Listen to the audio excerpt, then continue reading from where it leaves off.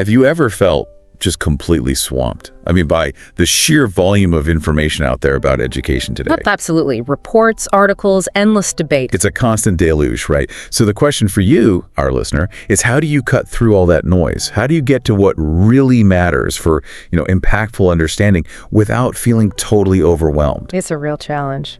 Well, today on The Deep Dive, that's exactly our mission. We're going to distill the essential insights from a really visionary new work. It's Brian C. Alston's Abundant Education, Building Kingdom-Aligned, Purpose-Driven, and Regenerative Learning Systems. It's quite a title and quite a vision. It really is. And this isn't just about, tweaking what's broken. It's much bigger than that. It's about a radical reimagining of how we learn and teach. A fundamental shift. Yeah. And the goal is to give you a clear, actionable understanding of this. Well, this profoundly hopeful alternative. So at its heart, the book argues that our traditional way of doing things, what it calls factory model schooling, which dates back to the Industrial Revolution. Exactly. That model is largely failing us now. It's leading to burnout, it's deepening inequalities, and honestly, it's stifling the creativity we desperately need. But it's not just critique. Alston offers this hopeful alternative, and it's deeply rooted in what he calls kingdom values. And maybe we should clarify that for this discussion. When we say kingdom values, based on the book, we're talking about a framework focused on universal principles.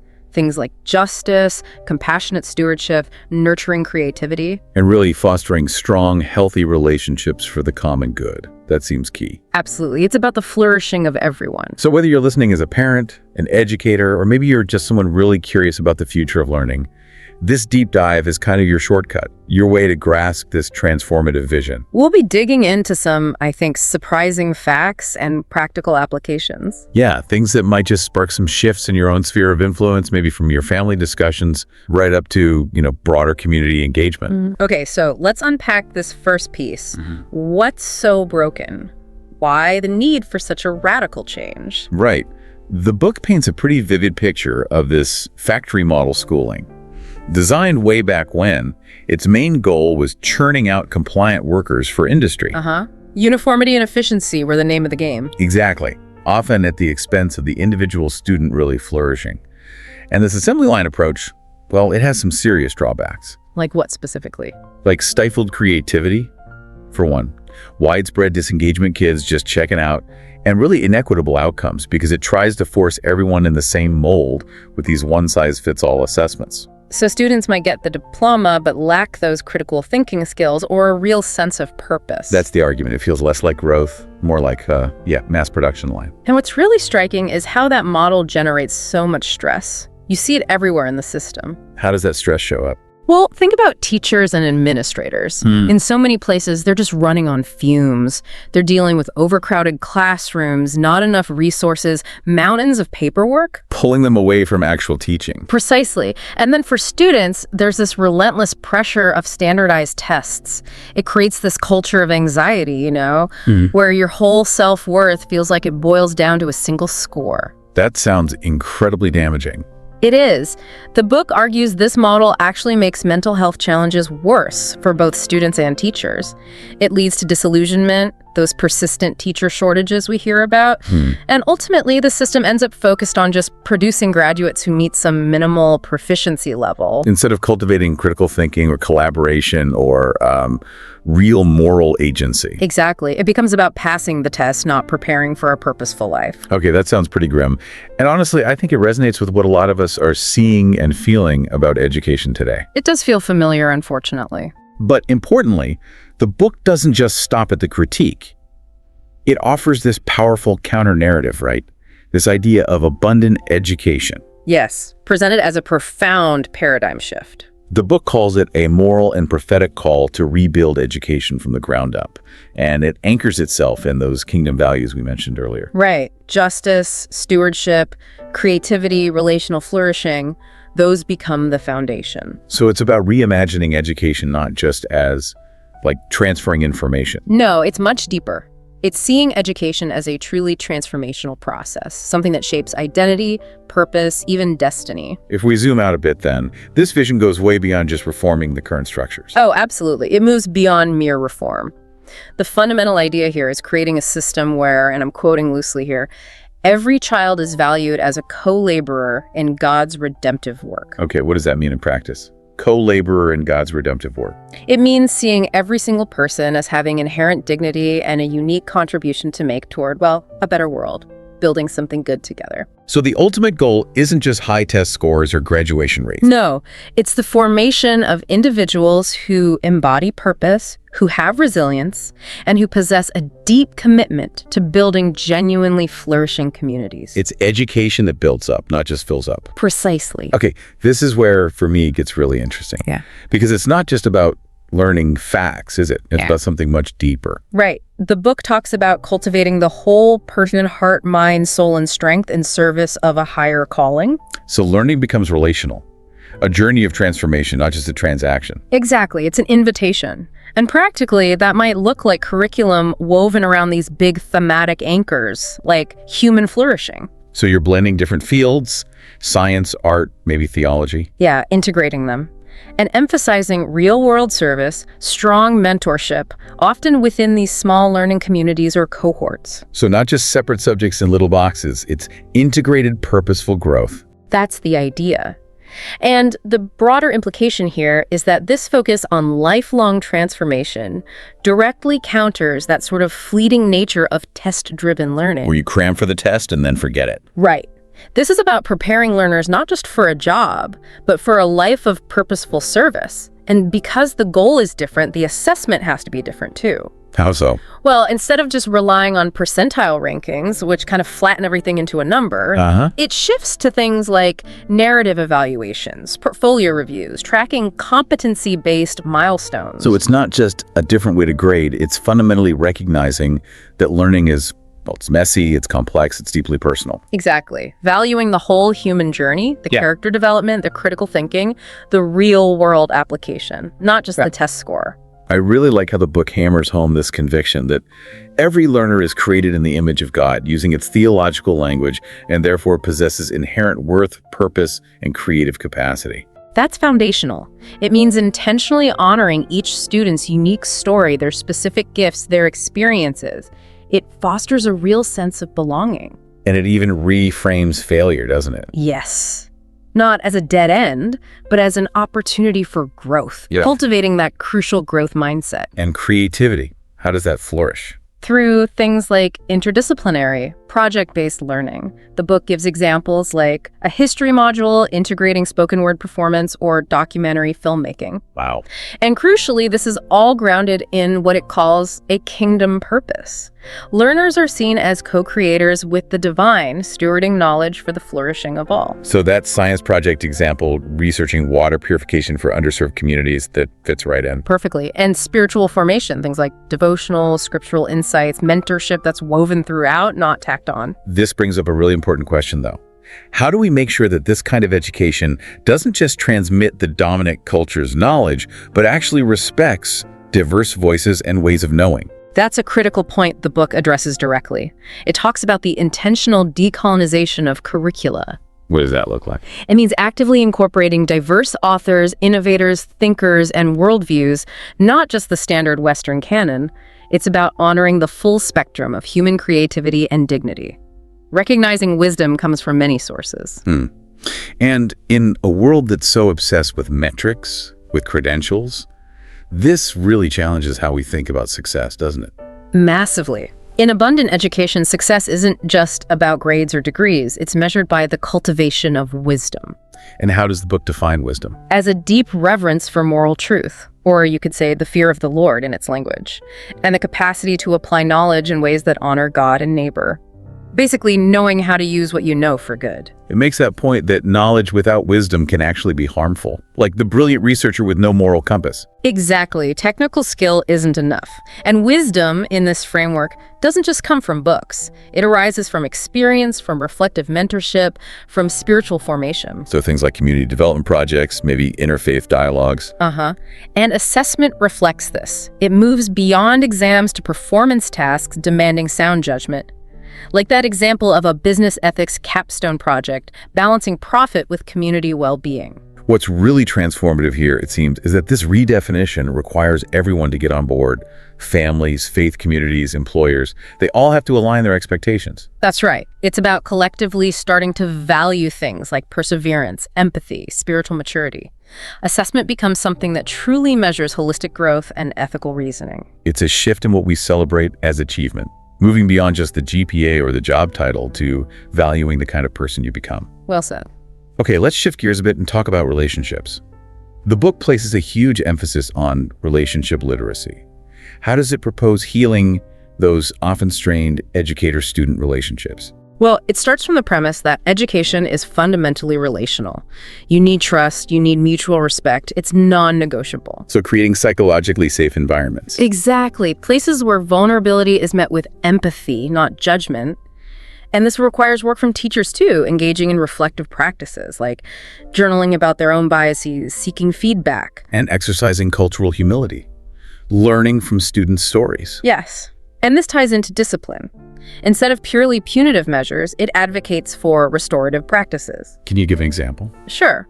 A student who disrupts class isn't just labeled delinquent. They're seen as, and this is a quote, a human being with unmet needs, deserving of grace and accountability. The response involves structured dialogue, not just punishment. And professional development for teachers focuses on things like trauma-informed teaching and emotional intelligence. Absolutely. It's not just about changing rules. It's about changing perspectives, changing hearts. You know, thinking about those students, so many carry invisible burdens, right? Things that happen outside school but deeply impact their learning. How does abundant education address that specifically? Trauma-informed classrooms are absolutely central to this vision.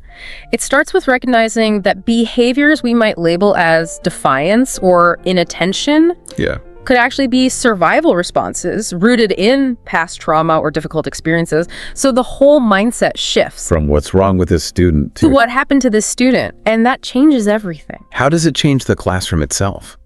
Well, you might design sensory-informed spaces like calming corners or allowing for movement breaks. You establish predictable routines and transparent expectations, maybe even co-creating classroom norms with the students. And integrating social emotional learning, SEL. Definitely. Things like morning check-ins, community building circles.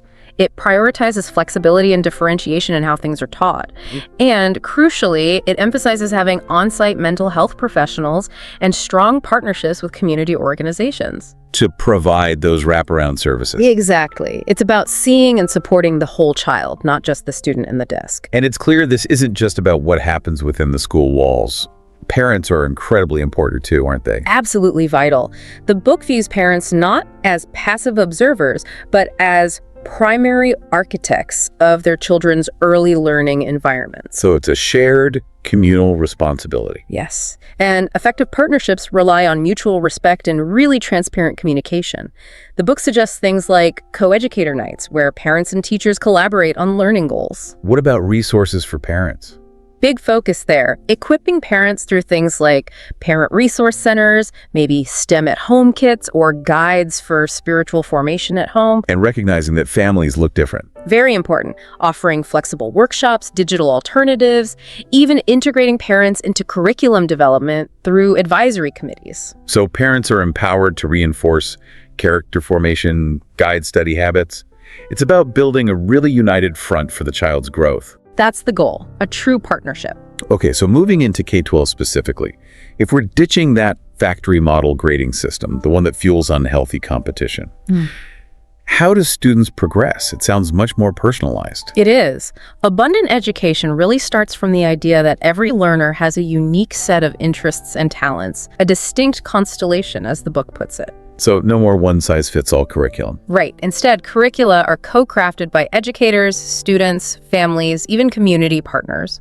The aim is to guide learners toward their flourishing callings. How does that start? It starts with deep listening, understanding student stories, their passions, then designing individualized learning plans. Like the example of the student interested in ecological justice. Exactly. They might weave together biology, work with an NGO, maybe theological reflection. It's integrated. And the book introduces this idea of prophetic curricula. Which isn't just about religion, right? It's about critical thinking. Precisely.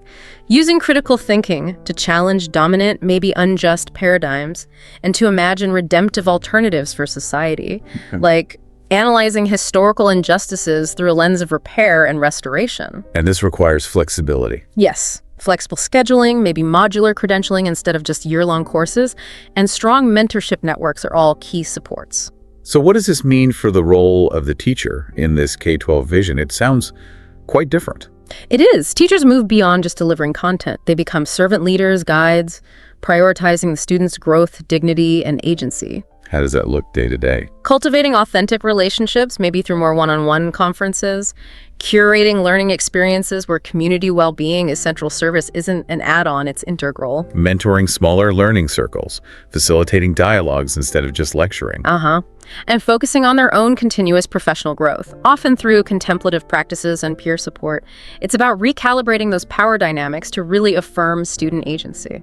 The book mentions a case study, the City of Flourishing Hearts Academy. Yes, and it really brings this to life. It talks about a student, Isaiah, whose portfolio documented his leadership on a community health clinic project. And that portfolio was reviewed by Educators, physicians, faith leaders, a whole group. That holistic competence demonstrated in the portfolio became his graduation credential, not just test scores. Wow. And there was another example, Amara. Right. Launching a pay-it-forward cafe, integrating economics learning directly with community service. It's a powerful example of a customized prophetic pathway in action. These examples show how practical this vision can be, not just theoretical. Exactly. It grounds the whole thing in real-world impact. And this transformation doesn't stop at K-12. The book argues it needs to extend into a lifelong journey. Let's look at higher education. How does it get reimagined? Well, it starts by seeing the campus itself differently. As a learning community where spiritual formation and academic rigor aren't separate tracks, but deeply intertwined. So practical things like communal prayers, reflective chapel services. Yes, and small discipleship cohorts where students meet regularly with faculty mentors. The faculty role shifts significantly. From lecturer to relational shepherd. That's the term used, guiding students holistically. And this means integrating spiritual components across all disciplines, not just theology or philosophy. Like the business ethics example aligning with scriptural stewardship. Right. Plus, things like community worship, peer discipleship networks, and a vital role for chaplaincy offices in nurturing this campus-wide discipleship culture. It's about shaping both intellect and character. This idea of interdisciplinary and spirit-led academic design, it sounds like breaking down those old academic silos. It is. Forging pathways where knowledge emerges at the intersections of different perspectives. And importantly, guided by spiritual discernment towards justice and compassion. So courses might be built around big themes, like healing or creation care. Exactly. The book mentions a hypothetical global health and human dignity module pulling together public health, theology, economics, community practice. And assessment would have to change too. Yes, to capture not just analytical rigor, but also creative synthesis, ethical thinking, spiritual insight. Even the physical and virtual spaces are designed to encourage these collaborative, cross-disciplinary encounters. It sounds ambitious, but also incredibly practical in its focus. Right. So it's not just theory, it's about preparing students for real-world impact. Absolutely. A core part of this vision for higher ed is translating classroom insights into tangible service and entrepreneurial initiatives. And reframing business itself. Yes, seeing ventures as potential instruments for communal flourishing, not just profit generation. So university incubators might focus on projects addressing social or ecological needs, like that microfinance platform for farmers example. Internships would prioritize mission-aligned organizations. Right, like a political science student interning with a restorative justice group, and there'd be formal servant leadership programs, maybe involving community immersion trips. And living laboratories, like that urban garden example. The Center for Food Security and Faith, yes. Operating urban gardens as these intersectional learning sites. And assessment follows suit, using things like impact portfolios to measure holistic contribution and real-world change. Okay, let's broaden the scope even further. Beyond K-12 and higher ed, the book talks about lifelong learning, specifically adult education, as a potential site for collective healing. What does that look like? It's about using education to directly address societal issues, like social fragmentation or historical injustices. Now, Curricula might integrate psychosocial support alongside literacy or civic skills. The example given is a night school program combining literacy training with, say, interethnic reconciliation dialogues in a place recovering from conflict. So it deeply honors learners' life experiences. Yes, and uses critical reflection to help people surface and examine internalized stereotypes or biases. It also emphasizes bridging generational divides, elders sharing wisdom, youth sharing tech skills. And trauma-informed pedagogy is still key here. Absolutely, along with partnerships with community organizations for those crucial wraparound services. It's about fostering a healthier society, starting with adult learners. I found the section on grandparents as wisdom keepers fascinating. It's about honoring the wisdom already present in communities. It really is, seeing grandparents not just as elders, but as custodians of communal memory, moral values, and intentionally bringing them into intergenerational learning settings. Like cultural heritage circles. Exactly. Grandparents sharing folk tales, teaching traditional crafts, demonstrating practices, while younger people might help record oral histories or digitize archives. So it goes beyond just practical skills into moral and spiritual education. Definitely. They offer real-world examples of resilience of lived values. The book even mentions economic wisdom passed down through craft traditions, maybe leading to co-entrepreneurship, and ensuring accessibility, especially for diaspora communities, is vital. It's a beautiful concept, passing on knowledge and values across generations. It really is. And to make all this lifelong learning happen, the book proposes community-based and even mobile learning centers. How would those work? The idea is to anchor lifelong education right in the local community, making it accessible and relevant. So partnerships are key. Yes, collaborations between faith institutions, nonprofits, businesses, repurposing existing spaces like church halls or libraries. And mobile centers, like buses. Retrofitted buses to extend reach to underserved areas.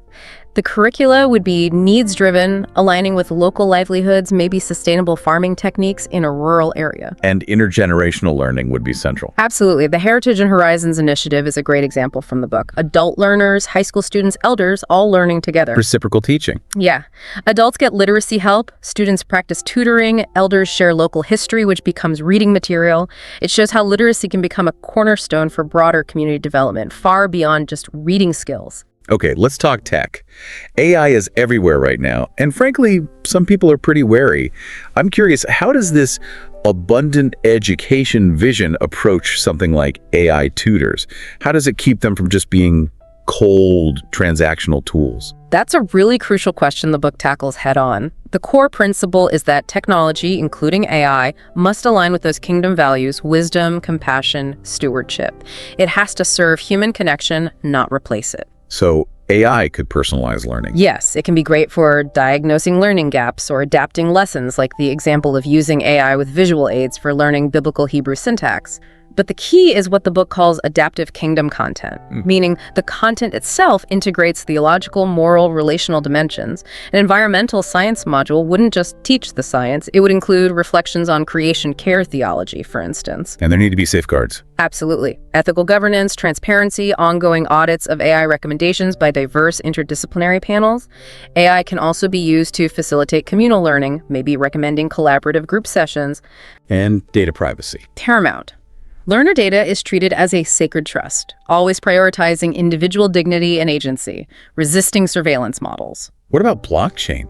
Blockchain credentials and decentralized learning, that sounds pretty cutting edge. It is, and the book explores its potential. Blockchain allows for these decentralized, tamper-evident digital credentials, badges, micro-credentials. Reflecting learning from anywhere, not just school. Exactly. A learner could have verifiable badges for a community project, a hackathon, maybe even a church study group, all stored in their digital wallet. And decentralized learning networks. That's about democratizing access and recognition, allowing community hubs, maybe even a council of village elders, to issue recognized certifications for things like cultural storytelling or ancestral practices. Trustless verification helps reduce fraud. Right. But the book also cautions about the digital divide. We need hybrid models, community kiosks, to ensure equity. And cultural contextualization is vital, allowing communities to define and validate their own competencies, like that servant leader and discipleship badge example. There's a case study mentioned, Kingdom Connect. Yes, a global virtual platform using AI for mentorship pairing and blockchain for discipleship tokens, verifiable badges for things like foundational Bible literacy. So it bridges tech innovation with spiritual growth and global community. That's the idea, ensuring even digital achievements carry real weight in both church and civic life. Okay, let's zoom out to the really big picture. Strategy, policy, global impact. How does this vision translate into actually building new schools or learning systems from scratch? The approach often starts small, with what the book calls microschools and hubs of transformation. These are designed to be agile, contextually responsive, really rooted in specific community needs. So it starts with listening to the community. Yes, discerning needs, co-creating a vision, assembling a team of kingdom-centered educators. Often it involves repurposing existing community spaces, church basements, libraries. And the learning itself. Project-based, experiential, like that community ecology project example. Technology is used to amplify relationships, not replace them. Assessment is competency-based, narrative, maybe using wisdom circles involving community members. What about funding? That's always a huge hurdle. The models rely on diversified, community-supported funding. Think sliding scale tuition, crowdfunding, grants from faith-based organizations, maybe even social enterprise ventures like a community cafe run by students. Transparency seems key. Absolutely. Participatory planning through finance forums builds that crucial community buy-in and ensures sustainability. Grant writing and partnerships are also important. And leadership. Who runs these places? There's a need for specialized leadership training that integrates spiritual formation with organizational management and adaptive leadership skills. Think stewardship intensives or certificate programs blending academic rigor with kingdom ethics, plus mentorship from experienced founders. Okay, so building new schools is one thing. How does this movement aim to influence broader educational policy? The core idea is influencing policy through the lens of kingdom ethics. That means prioritizing human dignity and relational flourishing above purely economic productivity goals. How do you advocate for that? By building broad coalitions, sometimes across denominational or ideological lines. Practically, it could mean re-examining school funding formulas, maybe lobbying for weighted student funding that directs more resources to those with greater needs. Or advising on curriculum standards. Yes, advocating for the inclusion of moral and character education, SEL competencies, and developing leaders within policy circles. The book mentions Kingdom in Governance fellowships. What about equity and access in policy? It means proactively dismantling systemic barriers, pushing for things like flexible attendance policies or restorative discipline models statewide, mandating universal access to specialized supports for all students. And encouraging innovation. Through things like innovation zones or flexible waivers that allow these alternative models to pilot and demonstrate their effectiveness. Community engagement in governance is vital diverse representation on school boards, for example, and using disaggregated data to drive decisions ensures equitable outcomes. But how do these unique, often faith-informed models navigate the existing accreditation systems without compromising their core mission? That sounds tricky. Definitely is a challenge. The book suggests building proactive relationships with accrediting agencies seeking flexibility. For instance, arguing for the acceptance of student-led community project portfolios alongside, or even instead of standardized test data. Maybe designing dual-track curriculum frameworks. Exactly. Frameworks that satisfy traditional academic standards while deeply embedding the unique kingdom components. It's about demonstrating rigor and alignment just through different, more holistic means. And we're seeing examples of this globally. Yes, the book highlights several. Abundant learning zones in sub-Saharan Africa integrating local narratives. Abundance networks in Latin America where educators and indigenous elders co-design curricula. Flourishing communities of practice in Southeast Asia combating teacher burnout. Even exploration of abundance accreditation in Eastern Europe focused on holistic development. So it's not just isolated pockets. No, it's emerging patterns of a global shift. The book offers the 3 core pillars of abundance: framework, relational stewardship, contextual innovation, and moral formation to provide some coherence. And practical tools for replication. Yes, things like the Abundance Design Canvas, a community asset and needs assessment toolkit, Kingdom Ethos curriculum modules, even an abundance learning portal with open source resources and training. It's about empowering communities to build this from the ground up, tailored to their context. So, wrapping things up, Yeah. as you consider this deep dive into abundant education, Yeah. we've really traveled a path, haven't we? From the critiques of that old factory model schooling to this truly transformative vision of flourishing, purpose-driven learning systems. It's a vision that values holistic growth, strong relationships, wisdom, and real community impact over just metrics and scores. It's a profound shift in perspective. And remember, this isn't just some grand abstract vision for institutions. It offers principles that are applicable in your daily life right now, no matter your role. Whether you're a parent, an educator, a community member, Or simply someone who cares deeply about learning and human flourishing. as you reflect on all this, maybe consider, what's one small shift, one small change in your own approach to learning, or perhaps in how you support others' learning, that could cultivate just a bit more wisdom, more connection, or a deeper sense of purpose?